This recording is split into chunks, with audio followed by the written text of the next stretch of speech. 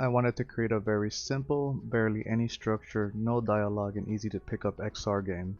So RoboWreckers is just a sequel to the game I made in the first course, RoboWreckers, which the subject matters are robots and hammers, except in RoboWreckers the player holds a hammer as their main weapon, whereas in RoboWreckersVR the player throws an infinite array of hammers.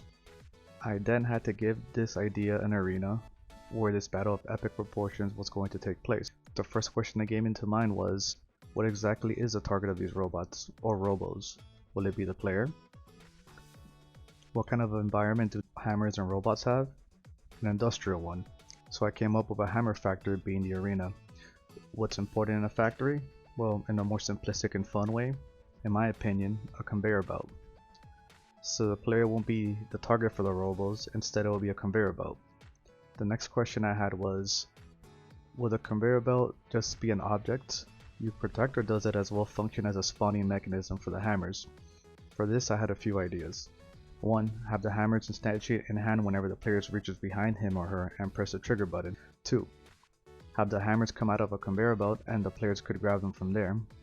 3. Have game objects that come out of the conveyor belt that look like a huge pile of hammers, and whenever the player grabs into the pile, it instantiates a hammer on their hand.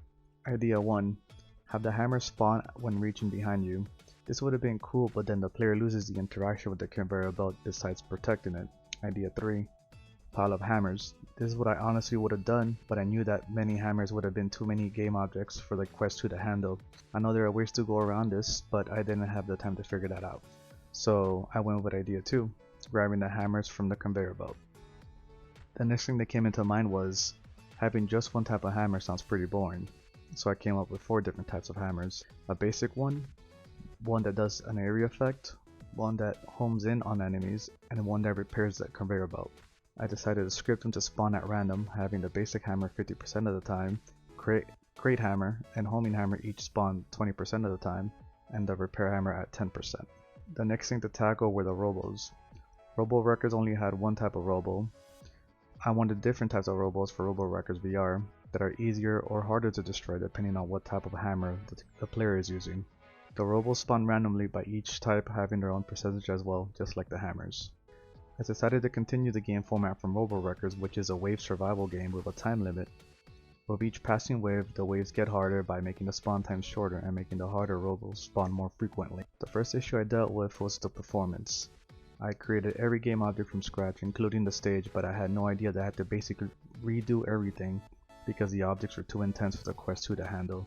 The second issue, which it wasn't really an issue but more of a sudden decision I made, I initially wanted the player to be still, having no freedom to move or teleport because I didn't want to deal with scripting and having to set up borders so the player couldn't get to places they aren't supposed to be in. This however changed when we did the movement and teleportation assignment, and I completed it using RoboWreckersVR. I was convinced that it looked cool, so I left it and put up the borders and teleportation limits. Third issue was a homing hammer and the ray interactable.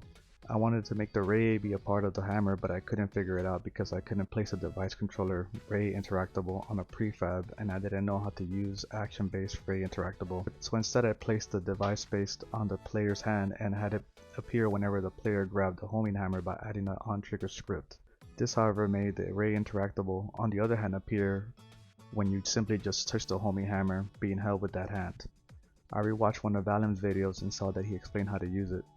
I just had to download an action-based interactable package from the same XR Unity toolkit package and implemented it on the homing hammer. The final and most aggravating issue was a bug that kept breaking my game. Sometimes upon releasing a grabbed object, I couldn't pick up another object until I restarted the game. After closer inspection and lots of trial and error to properly reenact this bug, I realized that all the special hammers that got destroyed upon impact were causing the issue. Upon seeing the actual cause, I looked online on a forum and read that when releasing the grabbed object inside of a collider that destroys them, the game still acted like I was holding an object and I couldn't release that object or pick up another object. I read the suggestion and added a script to each hammer to basically tell it to destroy the grabbing colliders, so that the XR grab interactable script doesn't get stuck looking for colliders that no longer exist. I do have further add-ons I want to add to RoboWreckersVR. High score, where it saves your high score no matter if you turn off or turn on the game. With that, the ability to type in your name or initials to put next to the high score. Online co-op. I can't even fathom what online multiplayer entails since I've never done it, so that's a major bridge I'd have to cross. And That's RoboWreckersVR. Thank you for watching.